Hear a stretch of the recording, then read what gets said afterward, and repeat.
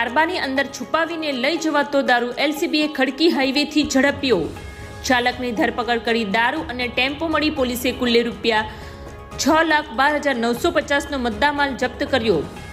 Valsad local crime બ્રાન્ચની team વિદેશી દારૂની હેરાફેરી રોકવા માટે પોલીસ ઇન્સ્પેક્ટર ઉત્સવ બારોટના માર્ગદર્શન હેઠળ શુક્રવારના સાંજે 7:30 વાગ્યે પેટ્રોલિંગમાં ફરી રહ્યા હતા। જે દરમિયાન પોલીસ કોન્સ્ટેબલ દશરથભાઈ ભરવાડ નાઓને સેલવાસથી Mahindra Bolero Maxx pickup number GJ05 CW 3990માં દારૂ ભરી સુરત તરફ લઈ જવાઈ રહ્યું હોવાની બાતમી મળતા સાથી ASI પ્રવીણભાઈ યાદવ તથા પોલીસ કોન્સ્ટેબલ સંજયસિંહ ચાવડા સાથે ખડકી નેશનલ હાઈવે નંબર 48 કિંગ વડાપાઉની પાસે વોચ ગોઠવી હતી। આ દરમિયાન બાતમીવાળો ટેમ્પો આવતા રોક્યો હતો અને તલાશી લેતા ટેમ્પામાં પ્લાસ્ટિકના 11 જેટલા કારબા મળ્યા હતા, જે ખોલીને જોતા જેમાં વિદેશી દારૂ સંતાડી લઈ જવાતો હોવાનું બહાર આવ્યું હતું।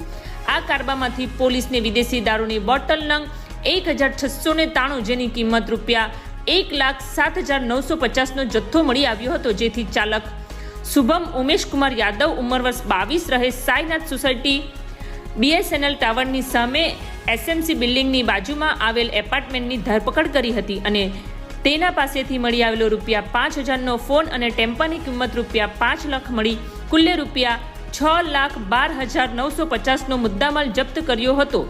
અને આ દારૂ હેરાફેરીમાં સંડોવાયેલા સંદીપ યાદવ રહે ડિંડોલી રાણીપાક સુરત શહેરને વોન્ટેડ જાહેર કરવામાં આવ્યો છે।